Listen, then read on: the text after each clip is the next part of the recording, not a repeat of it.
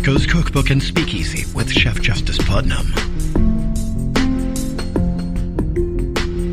Netrootsradio.com.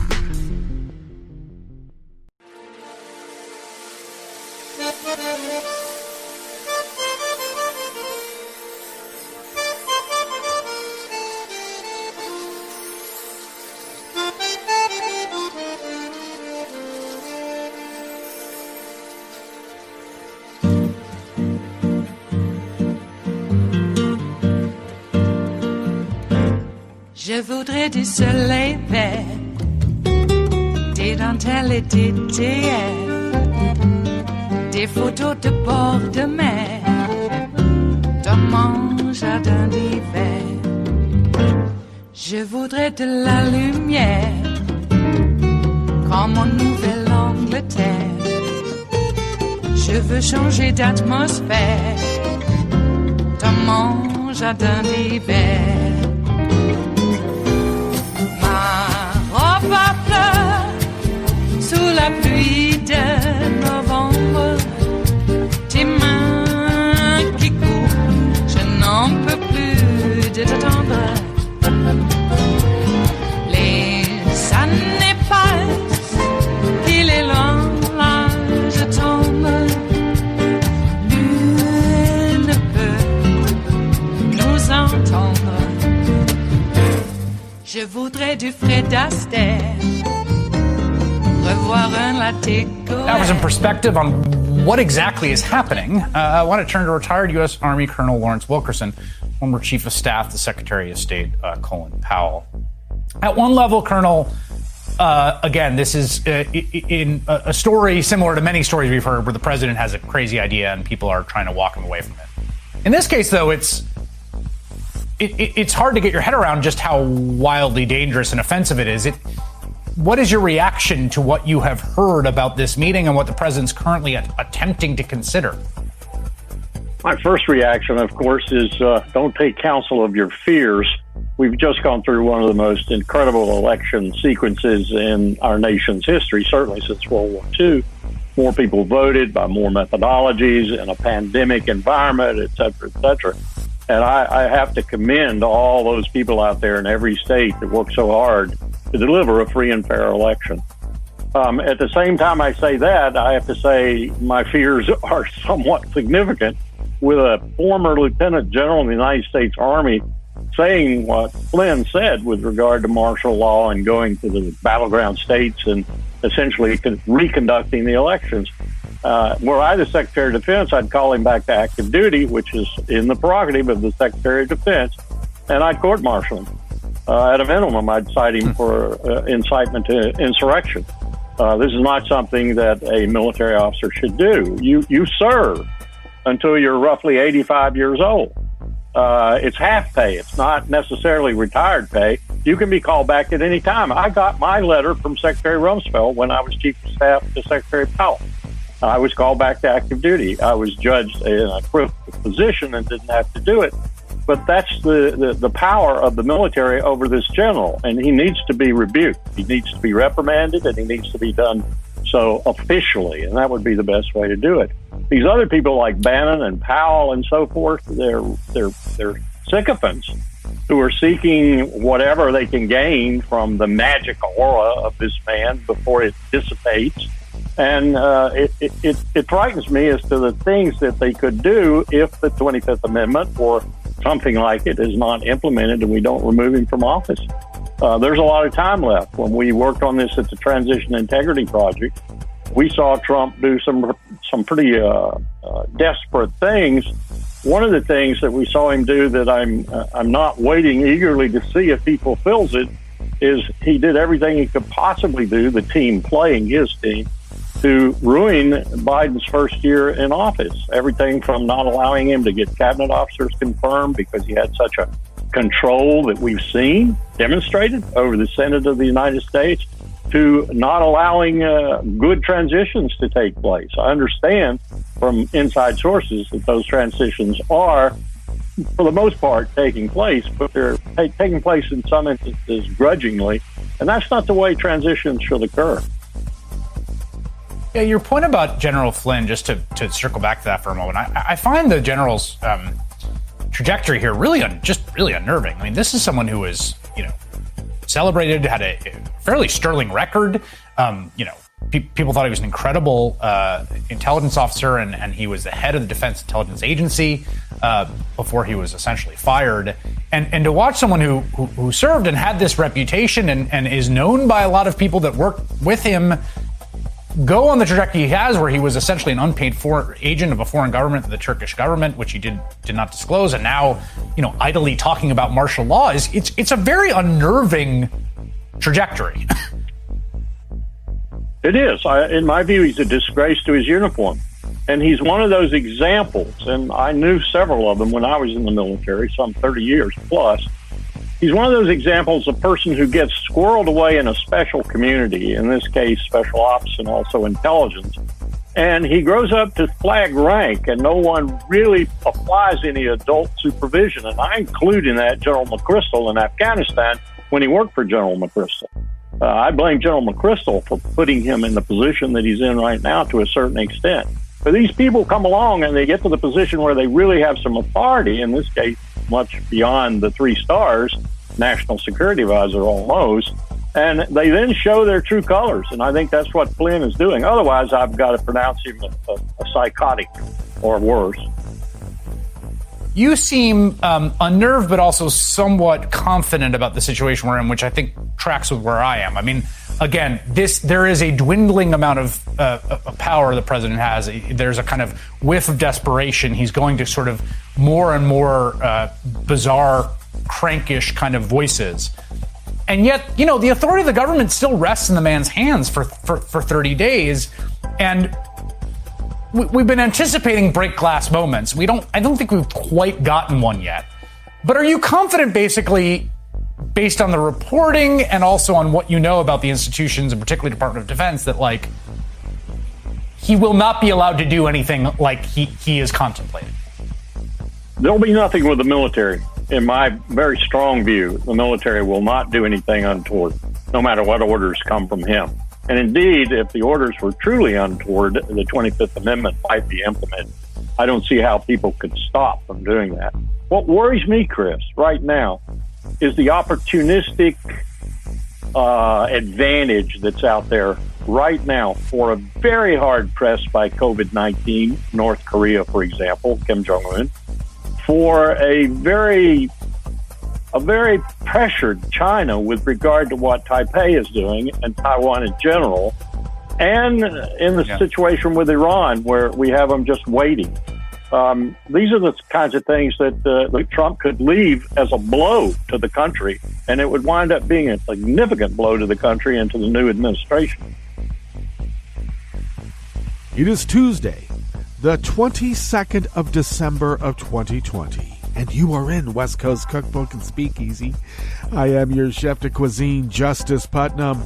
Gunner the English Bulldog is our snoozing sous chef, and our daily special is Tarrytown Chowder Tuesdays, a small scant dash, a mere pinch of hot smoked Hungarian paprika will make all the difference in the world, and it always has. Well, not always, but it did in a very profound way, too. Hey, 29 days left, all right? I know there's going to be some residual effects, but 29 days. And Joe and Kamala are officially sworn in. Trump apparently is planning a swearing-in ceremony for himself at Mar-a-Lago, like that has some sort of legal certainty. Give me a break. I hope his neighbors say, you can't do that. That's not allowed here in the CCNRs. What are you doing? As if Trump has ever followed the rules that other people made. You know, if it's his CCNRs, he'll break his own CCNRs. Everybody else has to follow him, of course. But if it's somebody else's CNRs, he's not going to follow him. He doesn't even follow his own. Why would he follow someone else's? But you better follow his. As in, what kind of loyalty have you shown me recently, Bill Barr? Yeah, Bill Barr is on the outs. Bill Barr took an opposite track from all the rest of the Trump loyalists because, well, I guess Bill Barr was not really a loyalist, but looked at the Trump presidency as a vehicle in which to, well, push through his agenda, and he did. And now he's realized that anything attached to Trump has about as much value as the Confederate dollar. Bill Barr is not looking for a pardon, okay? No, he's looking for something completely different, and it won't be from Trump.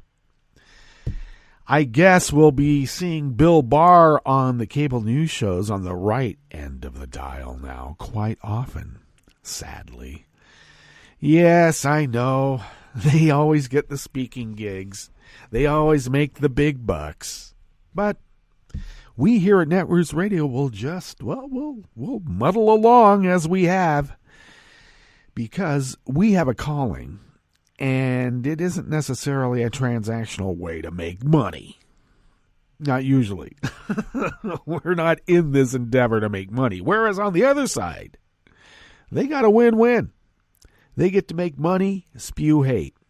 The things they just love to do. We don't make money by spreading, well, equal protection and due process for all, love thy neighbor as thyself. There's no money in that.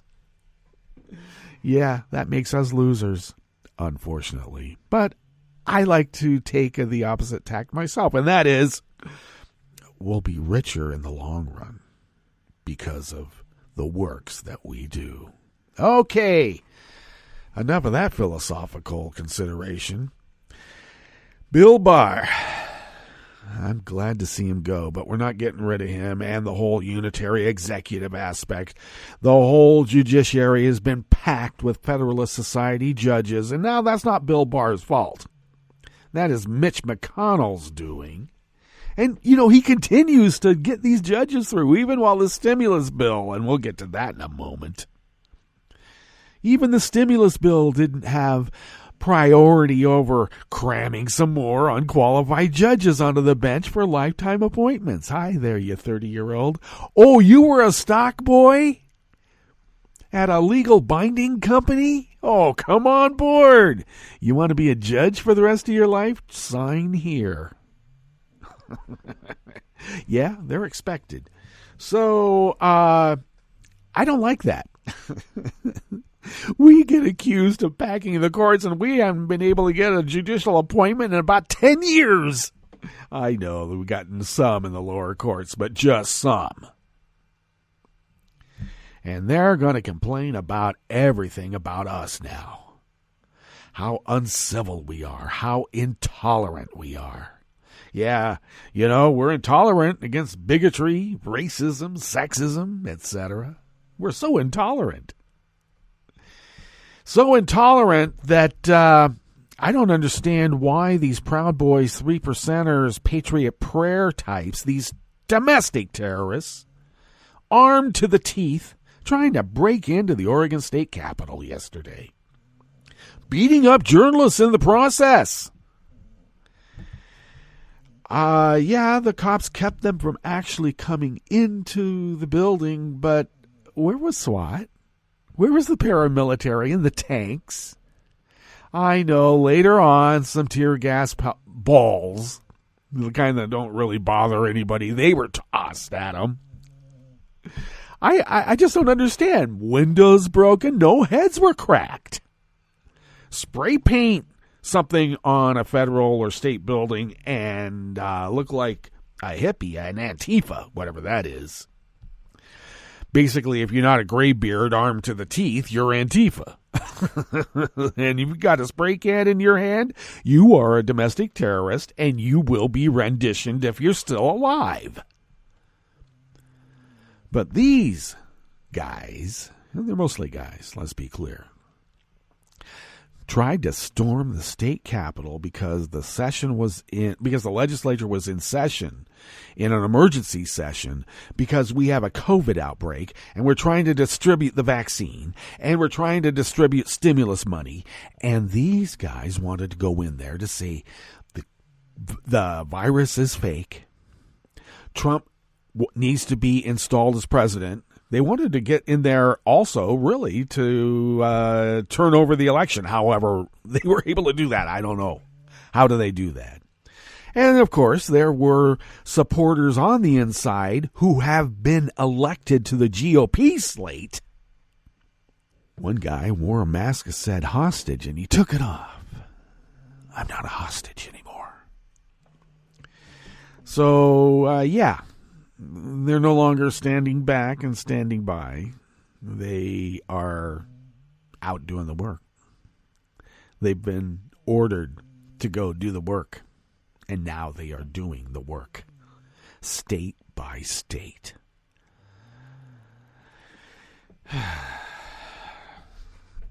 I think when we talk about defunding the police, I would like to defund them from RoboCop back to at least Adam 12. I wouldn't mind going all the way back to Dan Broderick's Highway 50 or Highway Patrol. But it would be grand to defund the police to get rid of all of these. Well, they're white nationalists, let's be clear. I think there needs to be an interview of all law enforcement personnel, and if they need to be replaced into some other department in another function, maybe not even law enforcement, but they can keep their jobs. But maybe they have to push paper. Essentially what I'm calling for is a purge. You think we're intolerant? Damn right. We will not tolerate this violence that is being perpetrated to commit insurrection. And if the cops are in on it, any cop has been sharing information, they need to be investigated.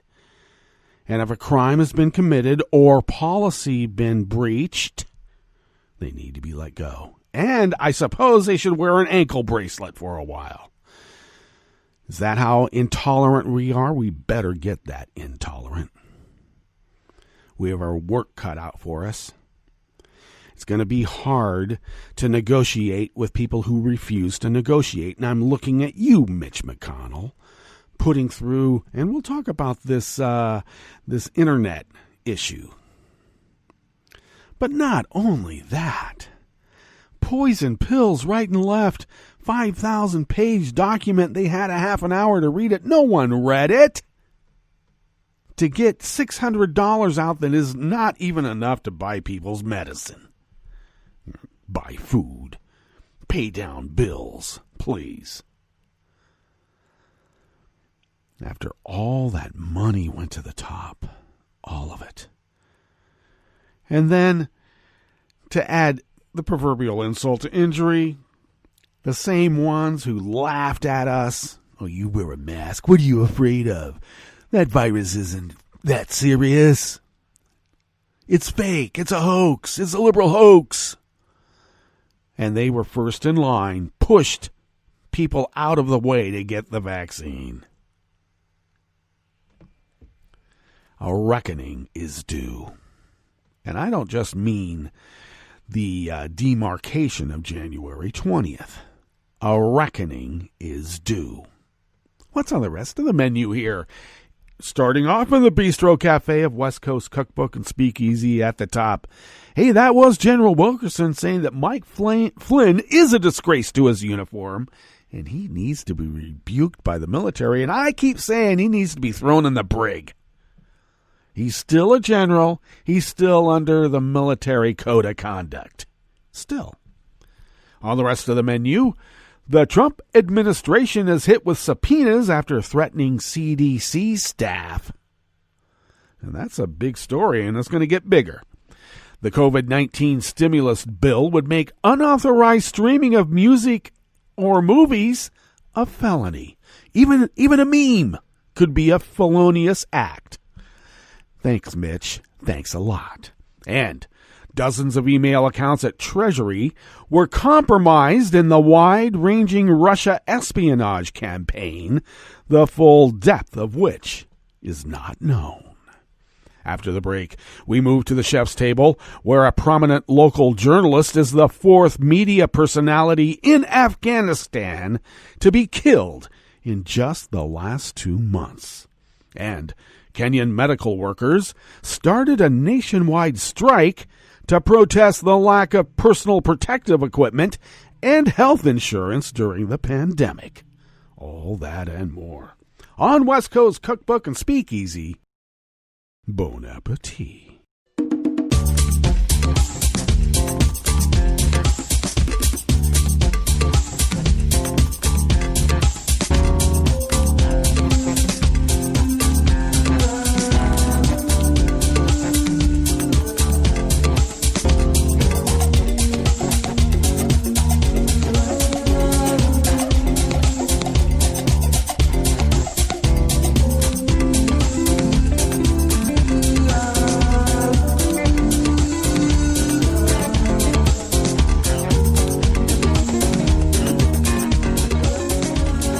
At the bottom of our homepage at netrootsradio.com, to the rightish of the page, right there by the social media scroll, as it should be, is the chat room link. And the chat room is monitored by Kelly Lincoln. Thank you, Kelly. To the leftish of that chat room link near the bottom of our homepage at netrootsradio.com is the link to our Patreon page.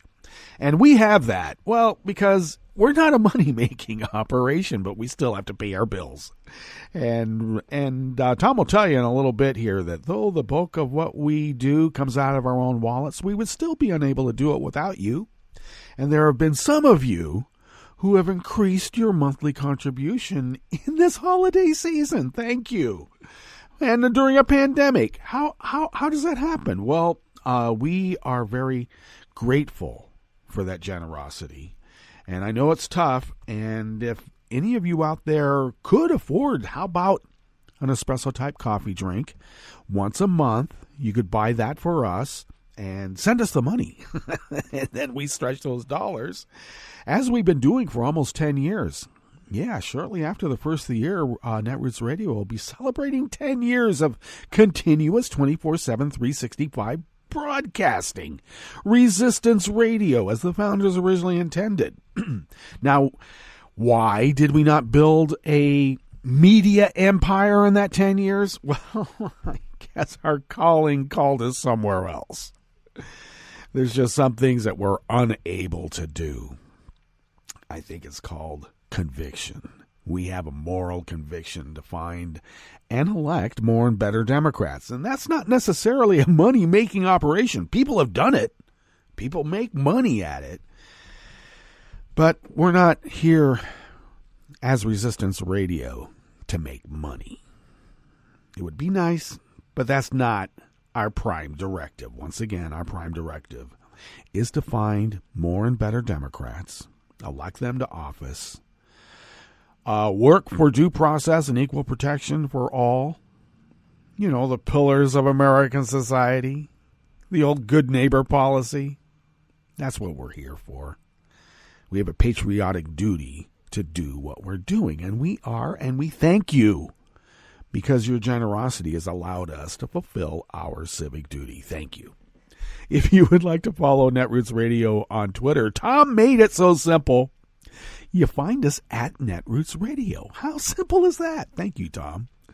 Find me at Justice Putnam on Twitter. And you could follow me there because I post the show notes and links diary on Daily Codes about 10 minutes before showtime. Get that linked up on Twitter and Facebook, and other social media platforms as one does. Follow the show on Twitter at Cookbook West. And most importantly, please pick up podcasts by way of Spreaker, Stitcher, TuneIn, iHeart, YouTube, iTunes, Apple Podcasts, they call it now too, etc., etc., etc. Okay, let's dive into this first offering here in the Bistro Cafe part of West Coast Cookbook and Speakeasy Tarrytown Chowder Tuesdays. Emily Singer out of the American Independent brings us this first offering. A House committee investigating Trump's coronavirus response subpoenaed two high-level administration officials yesterday, Monday, saying that efforts to interfere with scientific work at CDC were far more extensive and dangerous than previously known. Documents recently obtained by the subcommittee show that over a period of 4 months, as coronavirus cases and deaths rose around the country, Trump administration appointees attempted to alter or block at least 13, that's 13 scientific reports related to the virus, reads a letter from the Select Subcommittee on the Coronavirus Crisis, which was obtained by Politico.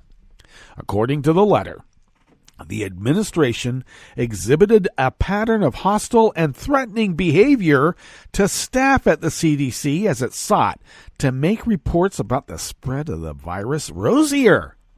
Just like during the 1918 pandemic, when Wilson and others said, we can't let this pandemic cause negativity and bring down the enthusiasm of our American public as we go off to war. Yeah. Okay. History doesn't necessarily repeat, but it always resonates, and Trump has no ear for resonance. The subpoenas, which request documents from HHS Secretary Alex Azar and CDC Director Robert Redfield, are looking into whether doing so was an effort to, quote, cripple the nation's coronavirus response in a misguided effort to achieve herd immunity, end quote. The subpoenas come after the same committee obtained emails that show Trump administration officials were pushing for a herd immunity strategy, wanting to intentionally infect large swaths of the public and try to stop the pandemic, but that strategy is dangerous because hundreds of thousands die, and look where we are. It is just the latest in a string of events lasting months that showed the Trump administration's failure to stop the spread of the virus and mitigate the number of deaths and economic damage the pandemic would inflict on the country. In the early days of the pandemic, Trump purposely downplayed the virus, even though he knew how deadly and contagious it was. He also failed to quickly ramp up the country's testing capabilities to identify where cases were coming and to stop the virus from spreading out of control. As vaccines were developed, Trump passed on an opportunity to obtain more doses of the Pfizer vaccine, probably because they had more stock investments in Moderna. The mind reels now, doesn't it? And throughout all of this, Trump was regularly disregarding pleas from infectious diseases experts to socially distance and wear masks. Trump's behavior helped poison the minds of his supporters, who have been protesting mask use, one of the most effective ways to stop the spread of the virus before a vaccine is widely available. Trump's failed response has led to nearly 320,000 deaths in the U.S. alone, the most of any country on earth.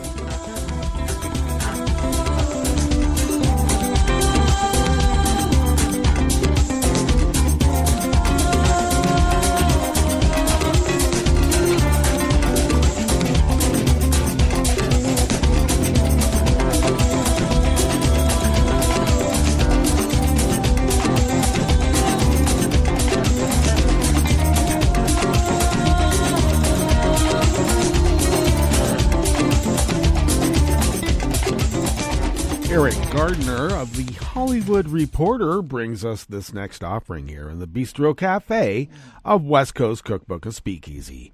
Providing relief via direct assistance and loans to struggling individuals and businesses hit hard by COVID-19 has been a priority for federal lawmakers this past month, but a gigantic spending bill has also become the opportunity to smuggle in some other line items, including those of special interest to the entertainment industry. Perhaps most surprising, according to the text of the bill being circulated, illegal streaming for commercial profit could become a felony.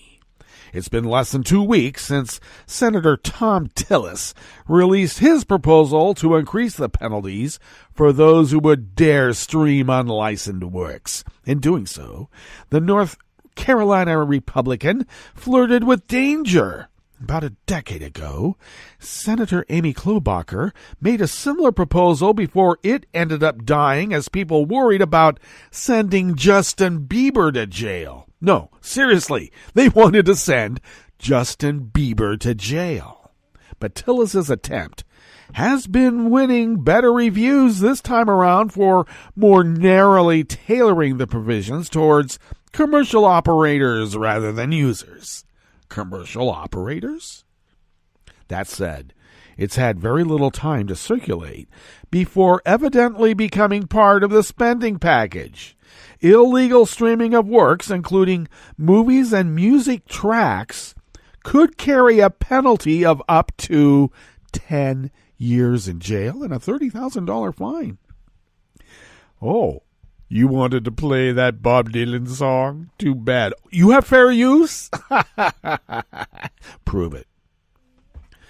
The spending bill also appears to adopt a long-discussed plan to create a small claims adjudication system within the U.S. Copyright Office. In other words, your rights are taken away so that you can go to forced arbitration.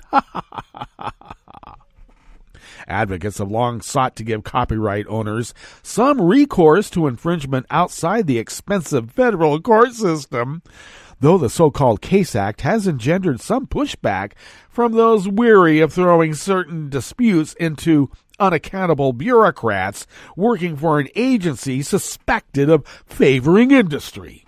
Some critics believe the alternative dispute system to be unconstitutional, though by making the system opt-in and non-compulsory, advocates hope that it will survive any legal challenge and ultimately lead to swifter resolution over takedown notices for copyright material posted online. The Case Act previously passed the House by a 410-6 vote, before being blocked in the Senate by my good Senator Ron Wyden.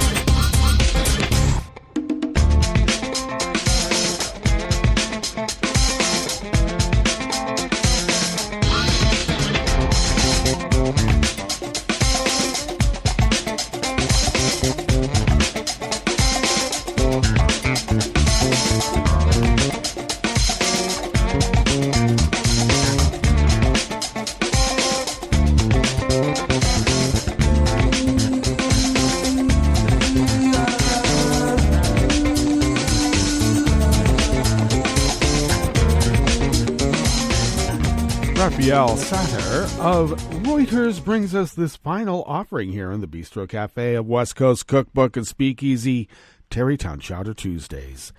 Dozens of email accounts at the U.S. Treasury Department were compromised by the powerful hackers responsible for a wide-ranging espionage campaign against U.S. government agencies, the Office of U.S. Senator Ron Wyden said yesterday, Monday. My good senator here in Oregon, Ron Wyden.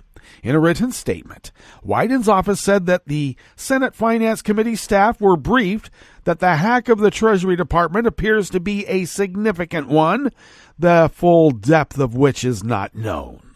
Wyden, the most senior Democrat on the committee, said that Microsoft notified the agency that dozens of email accounts had been compromised and that the hackers also penetrated the systems at Treasury Department's Office Division, which is home to its top officials. Treasury still does not know all of the actions taken by the hackers or precisely what information was stolen, the statement said, although it added that the Internal Revenue Service said there was no evidence the tax agency was compromised or that taxpayer data was affected. That's what they say now.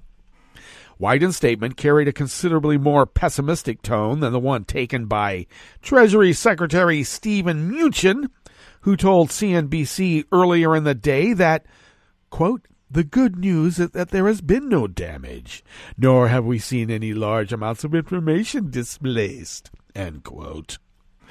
I can assure you we are completely on top of this. He continued. I guess that wasn't an end quote there then, but it is now. The Treasury declined to add to Munchen's comments and did not immediately return a message seeking comment on Wyden's statement because they weren't allowed to, of course. A Wyden aide said the hackers were able to access the Treasury Secretary's Microsoft-hosted inboxes after taking control of the cryptographic key used by Treasury's single sign-on infrastructure. Single sign-on? A service used in many organizations so employees can access a variety of services with a single username and password. Oh, really? The aide quoted Treasury officials as saying Munchen's inbox was not among those affected because it was. And Microsoft did not immediately return messages seeking comment either because that's what everybody does. U.S. government and cybersecurity experts in several countries. What? Oh, I see. U.S. governments, along with cybersecurity experts in several countries, are still struggling to get their arms around the breach, which began earlier this year when hackers subverted the Texas-based software company SolarWinds and used the company as a springboard to jump deep into government and corporate networks. Top U.S. officials, including Secretary of State Mike Pompeo, have blamed Russia for the espionage operation, although some officials and experts have told Reuters it is too soon to know for sure who is behind the breach because Trump doesn't like it when you blame Vlad. Because Trump owes Vlad a lot, and you can't blame Vlad. In fact, Vlad said that Trump lost, and who has Trump not gone after who said that he lost? Vlad. He hasn't said anything bad about Vlad saying that Trump lost. The Kremlin, of course, has denied any involvement. Trump, who has spent much of his term in office defending Russia from various allegations of hacking and interference, downplayed the breach and raised the possibility that China might be involved, of course. That's his go-to. Attorney General Bill Barr yesterday, Monday, became the latest Trump loyalist to break with the outgoing president. We don't use the P word here. On the issue, telling a news conference that he agreed with Pompeo's assessment. It certainly appears to be Russians, but I'm not going to discuss it beyond that. But I have a sneaking suspicion that there will be a lot more to be discussed about this. Now let's get to our break, and when we get back from that break, we will go through weather from around the world, and we will finish up with the stories that we have curated for you today. You are listening to West Coast Cookbook and Speakeasy, and we will be right back. You are listening to netrootsradio.com. Please hang up and try again.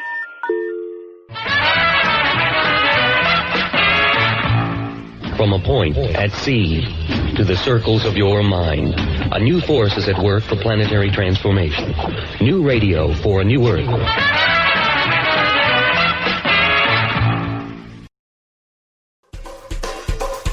This is Scientific American's 60-Second Science. I'm Karen Hopkin.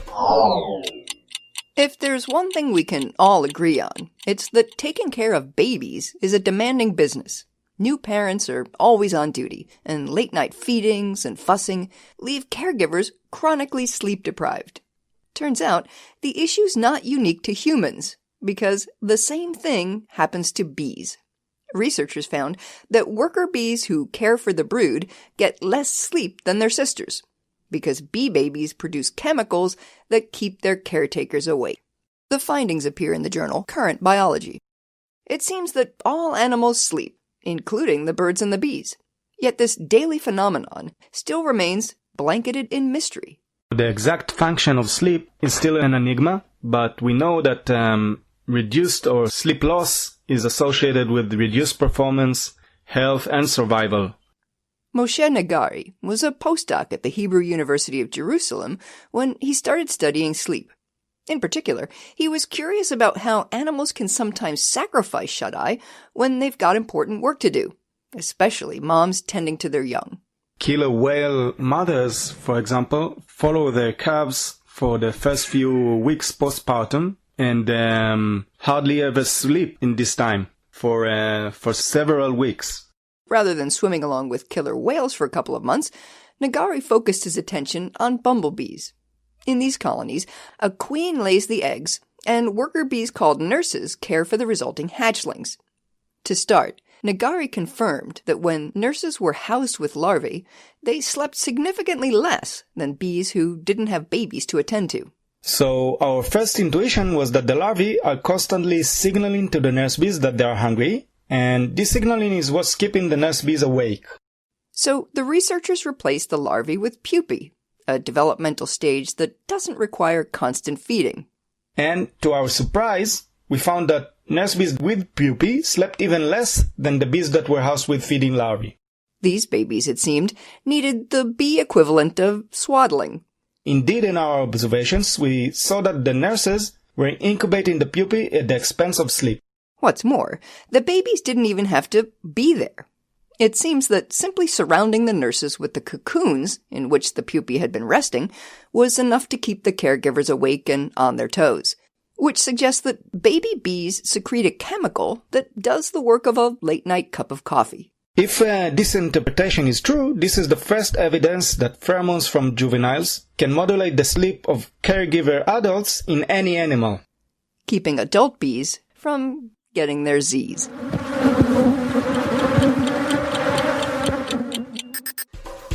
Thanks for listening. For Scientific American's 60-Second Science, I'm Karen Hopkin.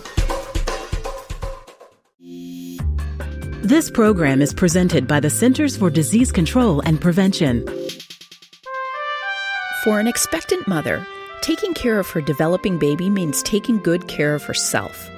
One way she can do this is by ensuring she gets vaccinated.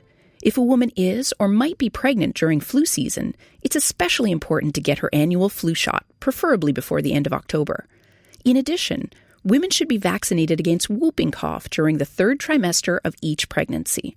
Failure to get vaccinated places both mother and baby at increased risk for serious complications of these infections, including hospitalization and even death.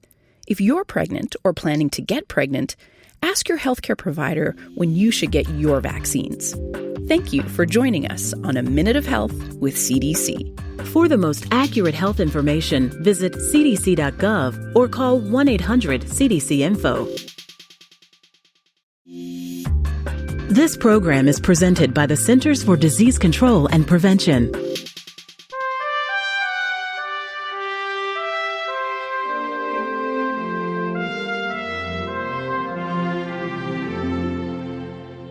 Welcome to A Cup of Health with CDC, a weekly feature of the MMWR, the Morbidity and Mortality Weekly Report. I'm your host, Dr. Kathleen Dooling. From a very young age, we're encouraged to eat fruits and vegetables. Unfortunately, many Americans are not getting the message. Dr. Seung-Hee Lee Kwan is with CDC's National Center for Chronic Disease Prevention and Health Promotion. She's joining us today to discuss the importance of eating enough fruits and vegetables. Welcome to the show, Seung-Hee. Thank you for having me.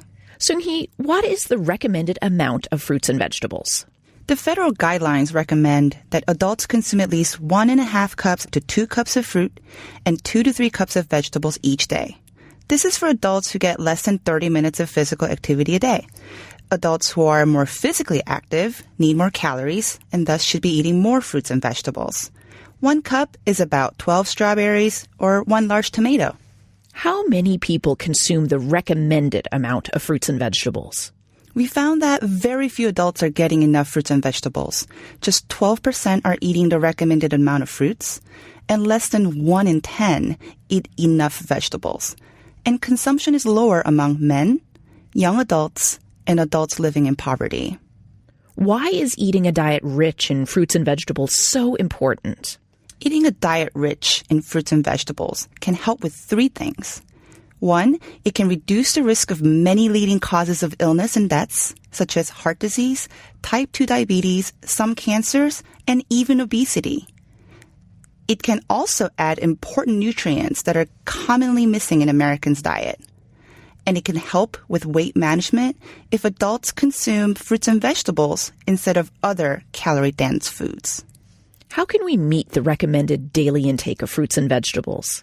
Try to fill half of your plate with fruits or vegetables at each meal or every eating occasion. Making fruits and vegetables the focal point of your meal will help you meet your recommendations. For example, recent studies have shown that adults get most of their fruit during breakfast and snacks. So you can try adding berries to your morning oatmeal or grab a piece of fresh fruit as an afternoon snack.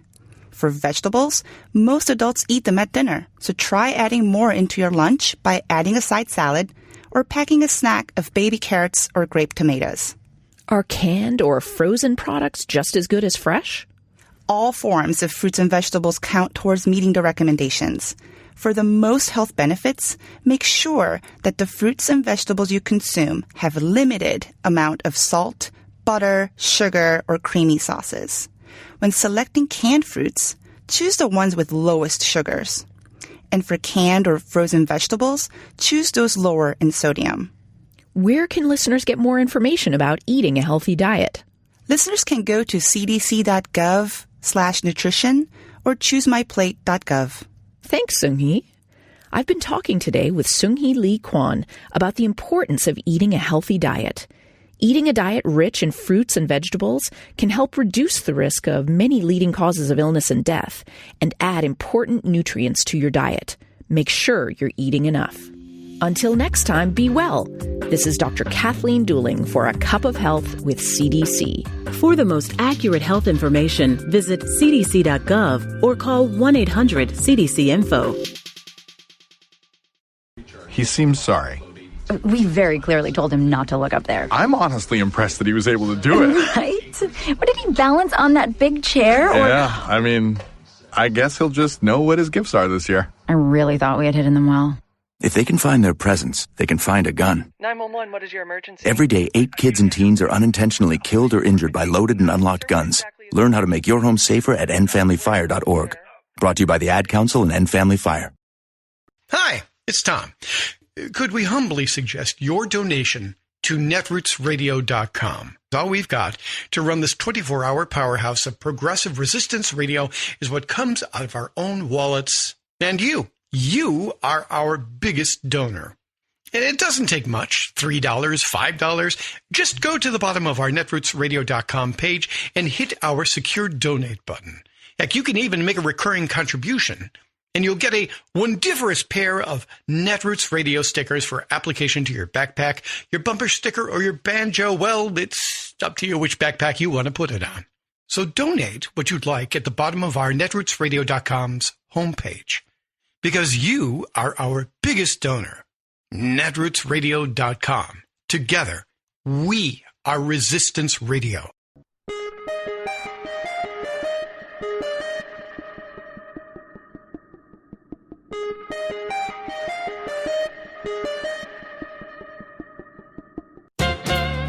This special day got me to thinking about America's spirit of giving. And I don't mean this overdone business of Christmas gifts. I mean our true spirit of giving, giving of ourselves. Yes, we are a country of rugged individualists, yet there's also a deep community-minded streak in each of us. We're a people who believe in the notion that we're all in this together, that we can make our individual lives better by contributing to the common good. The establishment media pay little attention to grassroots generosity, focusing instead on the occasional showy donation by what it calls philanthropists, big tycoons who give a little piece of their billions to some university or museum in exchange for getting a building named after them. But in my mind, the real philanthropists are the millions of you ordinary folks who have precious little money to give, but consistently give of themselves, and do it without demanding that their name be engraved on a granite wall. My own daddy, rest his soul, was a fine example of this. With half a dozen other guys in Denison, Texas, he started the Little League baseball program, volunteering to build the park, sponsor and coach the teams, run the squawking PA system, etc., etc. Even after I graduated from Little League, Daddy stayed working at it because his involvement was not merely for his own kids, but for all. He felt the same way about being taxed to build a public library in town. I don't recall him ever going in that building, much less checking out a book, but he wanted it to be there for the community, and he was happy to pay his part. Not that he was a do-good liberal, for God's sake. Indeed, he called himself a conservative. This is Jim Hightower saying, my daddy didn't even know he had a political philosophy, but he did, and it's the best I've ever heard. He would often say to me, everybody does better when everybody does better. If only Washington and Wall Street would begin practicing this true American philosophy. If you'd like more of Jim Hightower's real populism, check out the Hightower Lowdown. Jim's monthly newsletter gives you the real lowdown on which corporations, by name, are doing what to the middle class, our environment, and our democracy. Each month, the Hightower Lowdown brings you facts you didn't know, along with actions you can take to fight back. It also comes with a sense of humor. Hightower believes we can fight the gods and still have fun. Plus, get this, it's cheap. Only $15 brings you 12 issues a year. For real populism, go to hightowerlowdown.org.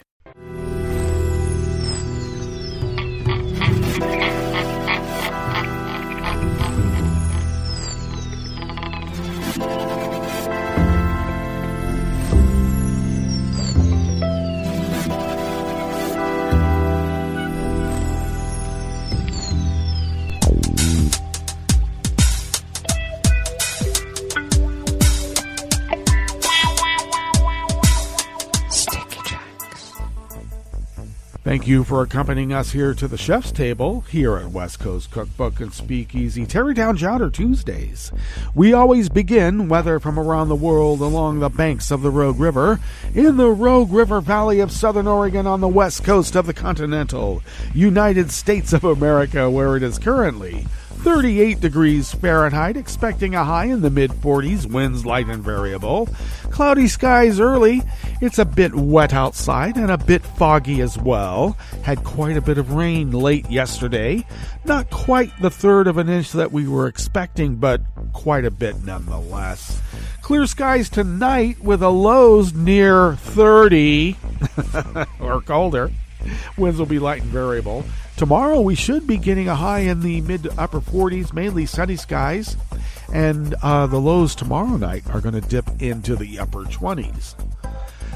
Looks like rain will be occurring on Christmas Day with about, oh my gosh, over a half an inch or more. That's over or more. Confirmed cases of coronavirus in Jackson County in the southern part of Oregon have now spiked. Yesterday it was 5,117. Today it is 5,350. Went from 54 deceased to 60. The totals from the Department of Health have been slow in coming. That is an accumulation of cases and deaths over several days. Pollen rated here at the mothership in Rogue River proper is at none. The air quality index for the region is good at 34 parts per million, and that daytime UV index is a winter low at 1. Barometric pressure is rising at 30.36 inches. Visibility is down to half a mile, and relative humidity is at 100%. A lot of fog out there. Weather from around the world is brought to you by people's personal weather stations that they purchased. These people planted these purchased personal weather stations somewhere on their property, and these people positively live around the world. Will we retire this P-tape after January 20th? Probably not. London is 51 and cloudy. Paris is 60 and cloudy. Rome is 59 and sunny. Kyiv is 29 and cloudy. Kabul is 34 with its pervasive winter smoke. Hong Kong is 62 and partly cloudy. Tokyo is 40 degrees and clear. Sydney, Australia is 65 and clear. San Francisco, California is a brisk 46 degrees and fair. And New York is an equally brisk 42 degrees Fahrenheit and partly cloudy. And that is weather from around the world, brought to you by people's personal weather stations that they purchased. These people planted these purchased personal weather stations somewhere on their property. And these people positively live around the world.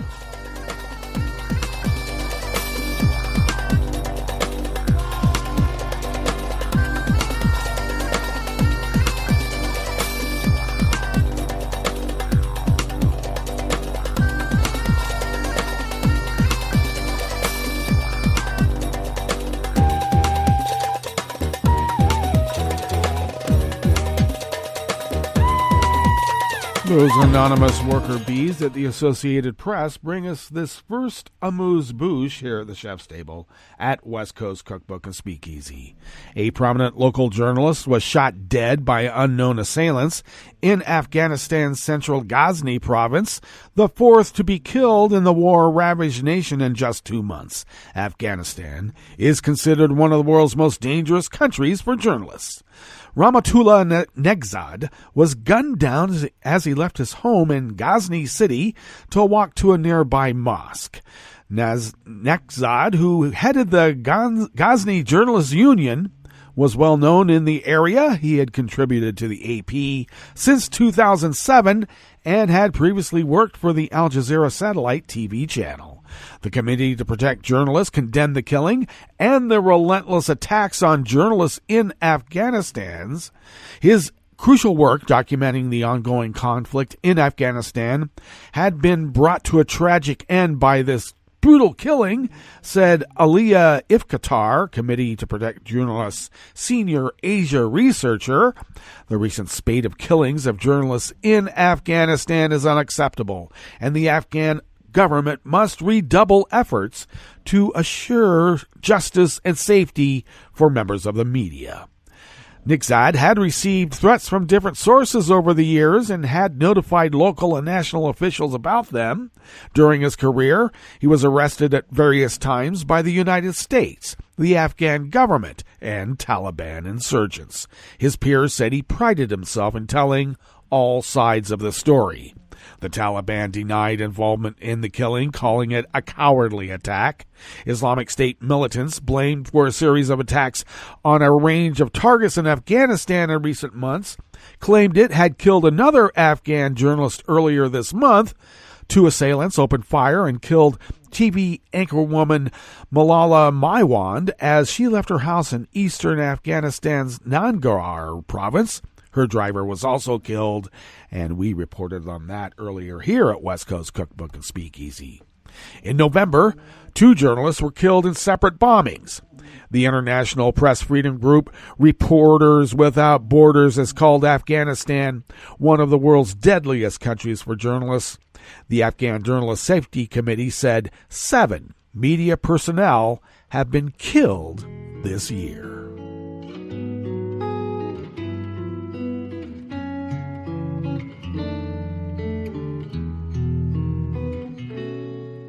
Je te donne ce mon amour pour la vie entière, la promesse de me trouver à tes genoux.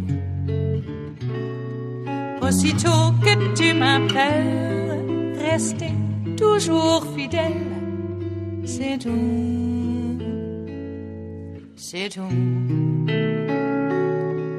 Je te donne tous mes printemps, mes étés de mer, mes automnes quand les feuilles tombent partout.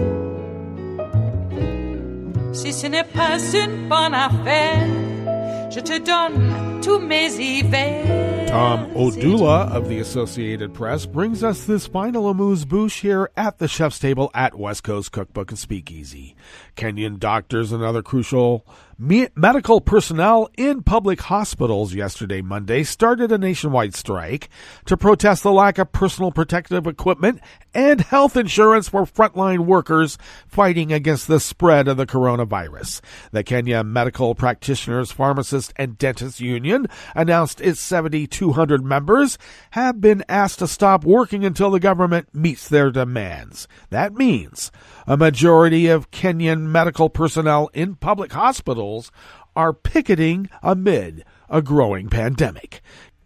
More than 36,000 clinicians and nurses began a strike 15 days ago, and talks to get them back to work collapsed.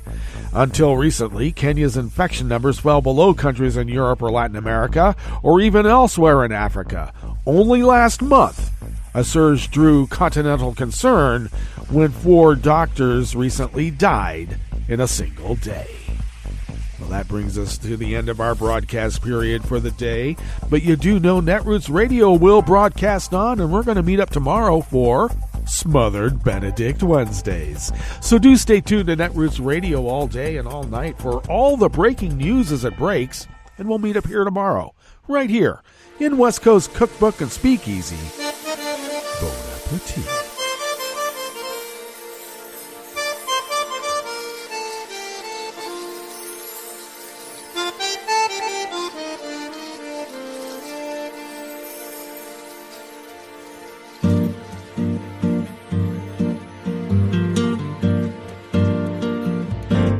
Je voudrais du soleil vert, des dentelles et des théières, des photos de bord de mer, dans mon jardin d'hiver. Je voudrais de la lumière, comme en Nouvelle-Angleterre. Je veux changer d'atmosphère, dans mon jardin d'hiver. Robe à fleurs, sous la pluie de novembre, tes mains qui courent, je n'en peux plus de t'attendre. Les années passent, il est loin, là je tombe. Nul ne peut nous entendre. Je voudrais du Fred Astaire, revoir un latte coeur.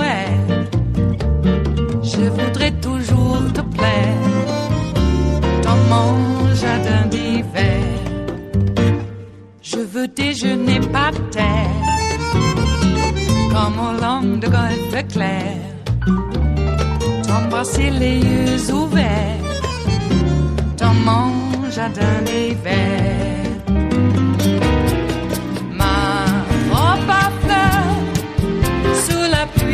De novembre, tes mains qui courent, je n'en peux plus de t'attendre. Les années passent, il est loin, là je tombe. Nul ne peut nous entendre. Ba-da-da-dum-di-da-dum. Ba-da-da-dum-di-da-dum. Ba-da-da-dum-di-da-dum. Dans mon jardin d'hiver. Ba-da-da-dum-di-da-dum. Ba-da-da-dum-di-da-dum. Ba-da-da-dum-di-da-dum. Dans mon jardin d'hiver. Dans mon jardin d'hiver. Dans mon jardin d'hiver.